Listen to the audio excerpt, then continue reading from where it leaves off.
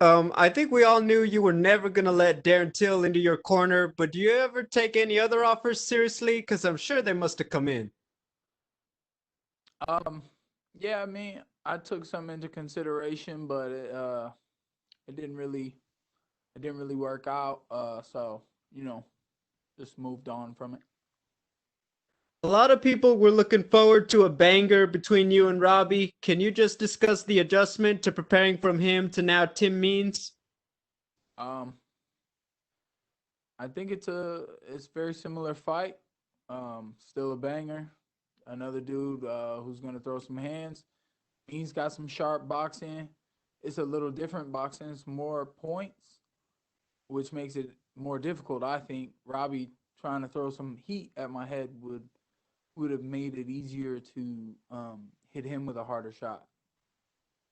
The final one, people are obviously still going to be fascinated with your corner. Very bluntly, are they there as much for advice or is it more moral support and you're just handling this by yourself on Saturday? Yeah, you already know. This is all me. This is what I do. Platinum martial arts. I got the love of my life. That's the most important thing to me. You know, that's motivational and like, uh, I guess moral support. You know, and I just want those people closest to me, the people that I feel are important to me, to be the ones to deserve to sit by me and watch this. You know, watch me try to do something special. That's all for me. Thank you, Mike. We will take the next set of questions from Simon Samano with MMA Junkie. Hey, Mike, when we last saw you in the cage, you had a nice win against Mickey Gall. And then after that, we saw the video of what happened at the restaurant. We know that you reportedly went through alcohol dependency treatment. And of course, there were allegations of domestic violence by your ex-wife. Do you feel fortunate to still be on this card and in this situation, being able to compete on Saturday night? Um, I feel that the truth is always, out there, and yeah, man. I mean, I'm grateful for my opportunities, especially with all the things that seem to come against me. I'm still here, but you know, I just um, I believe that I'm a good person, and I don't mean no harm on nobody unless we signed a death waiver. The allegations that were made by your ex-wife, they're quite serious. And we haven't heard from you publicly since then, aside from a statement that came from your Twitter account. Do you deny the allegations that were made by her? And if so, why do you think Danielle would lie about that? Uh, yes, I deny the allegations that you know our relationship, if you want to call it that, was had its ups and downs, and um, you know,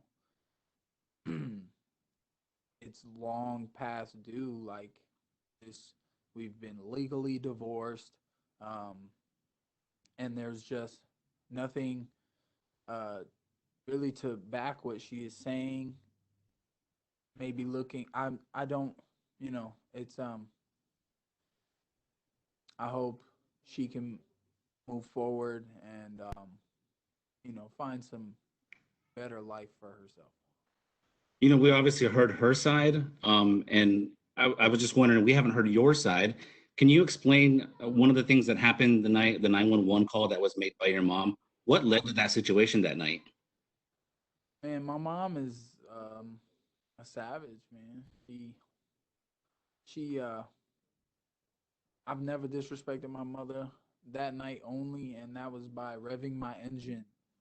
And I drove across her grass, so she called the cops on me. Did You it do know, anything to hear? whatever. All Did I it do did was anything? give my mom a bunch of money for that. She did that to me because she know y'all go ask her. I've never ever disrespected my mother. That was the only time ever, and it wasn't even. I just revved my engine like I do that on the regular. So my mom knows What what's up. What led to that situation that night, though? Obviously, we know what Danielle claims. She said you assaulted her that night. Do you care to share what led to her being barricaded in your mom's home? I don't believe that you have that correct, because I did not assault her that night. And I don't believe that necessarily those allegations were made about the night that 911 call took place, because the night that took place, what happened was Danielle just went over to my mother's house, and I went over to talk to my mother to tell her to come outside and speak to me. And my mom said no. So I was like, what the heck? Like, can we have a conversation? What happened? So, my mom got upset with me because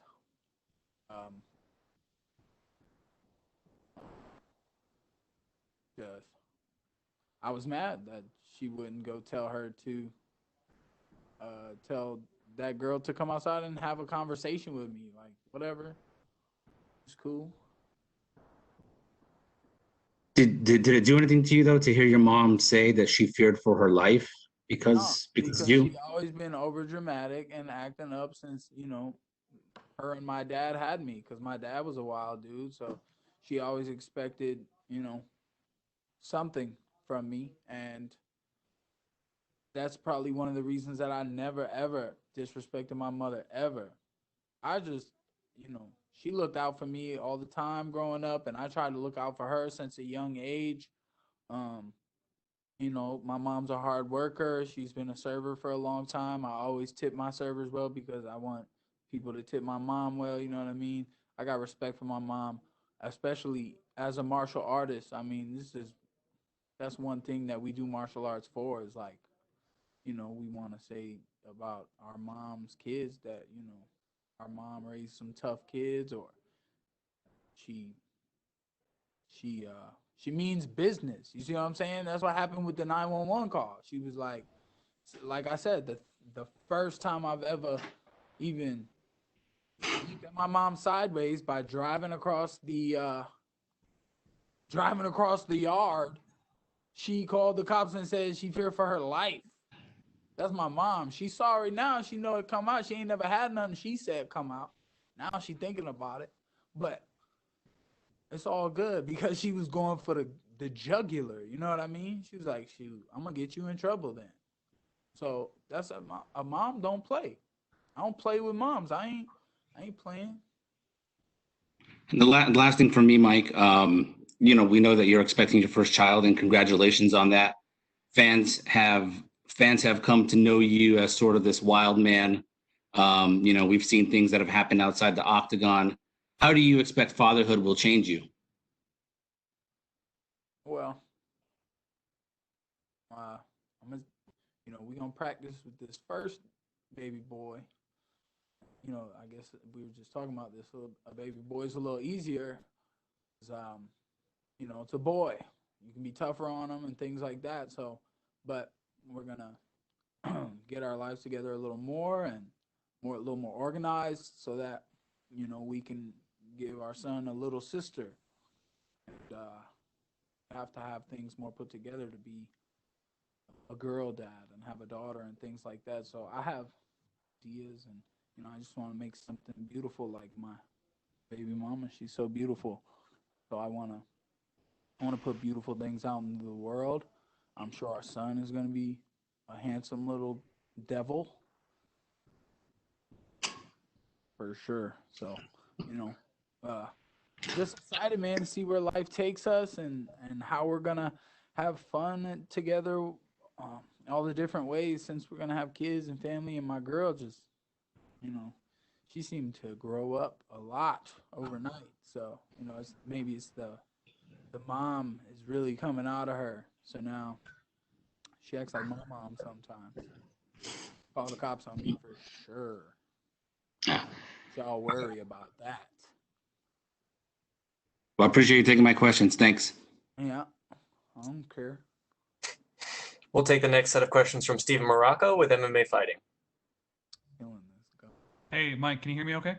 Yep. Just to follow up a little bit on what Simon was asking, where do things stand now with your mom? Have you guys reconciled? Yeah, man. My mom's good, bro. So, I'm looking forward to the holidays after this fight.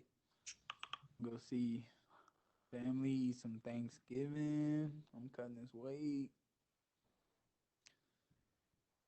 You seem more calm than I can remember seeing you in terms of your demeanor and the way you're approaching the media.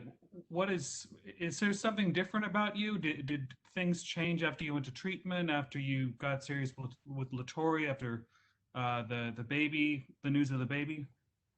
Being with Lattori, um, I think she's so smart and how she keeps things simple and tries to stay relaxed. And, I don't know.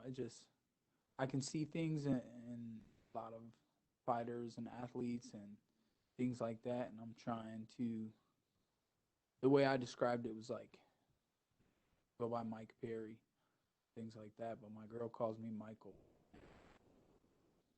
Trying to be more Michael these days. And, just be composed. And I believe I'll fight that way too. Is that better for you in the cage, you think? Have you experienced that yet, or you thought about how that's going to affect the way you go after your opponents? Yeah, you saw a little bit of it in the Mickey Gall fight. I believe that yes, I still put pressure and walk them down, but it's with the slip a shot, or I'll try to throw at the same time they throw. I try to throw that counter shot, pick off what they're going to throw. Just trying to, like, with forward pressure, not trying to force the shot, but it just comes to me. I can't really explain it. It's just some angles that I see that I try to hit on people. It goes in with the whole discussion of like calm, composed, poised, and like being under control of the situation, how radical it gets, and then being ready for that too. Like that's still there. You know what I mean? That's always going to be there inside of me. So let it out when I need to conserve some energy, especially for Saturday. And can you tell us about this other corner that you have besides Lattori? Yeah, my boy Matthew. Um, he's a good guy. And, he just he kind of just fell into the situation, and he's helped out with um, me and Lattori and helped us out. So he knows my boy Alex, and um, me and Alex have been working to be in the corner for this weekend or whatever, and I don't know what's going on with that, but just I wanted to give my buddy an opportunity, and you know I'm gonna go to work on Saturday, me and the team. Is he from the fighting world, or is he just a friend? Um, I mean, he knows some things about fighting, but he's not really. I mean, he's in the world now, ain't he? I like to do that. I like to bring people in. They thought my girl had no experience, but look at her now. Her and my son already got a win in the UFC, corner, handling business. And last one for me. From the things I was seeing online, it seemed like Darren actually wanted to corner you. He wanted to help you out. He wants to see you be successful. Despite all the back and forth you guys have had verbally on Twitter and whatnot, he wanted to help you out and he wanted to be there for you. Does that mean anything to you? Was there ever any thought in your mind that, maybe I should bury the hatchet and give this guy a chance? Was it just sort of a stunt? How did you feel about it? It's an understanding between martial artists. When you see something that you have to respect it. So it's the way he sees me, because I've busted his face before, and I do have a type of respect for him. I know he's capable. I know he is skilled. Sure, I can't take that away from him, no matter how much of a piece of shit I think he is. So, but that doesn't change the fact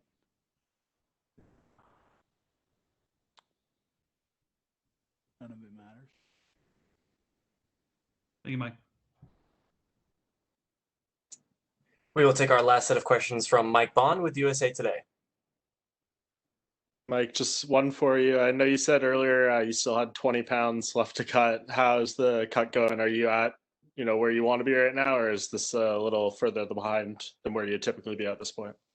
You know, it is what it is. I have to be on weight on Friday morning, so if I have to, over the years, I think I did it a little early because I just didn't want to have to do it last minute. But since I've gotten better, since I understand the process more, mentally I can wait, and so I still have like 20 that I'm gonna plan on cutting like last minute, and then getting on the scale and then blowing up. Any worry about that amount, or are you thinking it's gonna be okay? I mean, I understand hard work, so it's not really. I'm worried. I am curious if I thought that I have gotten bigger, but I know I can do it.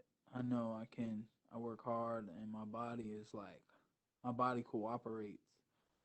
I feel like I'm built properly, and that's why I can eat whatever I want most of the time. Like, really, I don't diet at all for fights anymore. I just eat whatever I want. Like this morning I had, and I kind of like good healthy food sometimes. This morning I had a spinach wrapped egg white and turkey bacon burrito, and it was pretty good. And I also ran 6 miles today, and that was no sweat.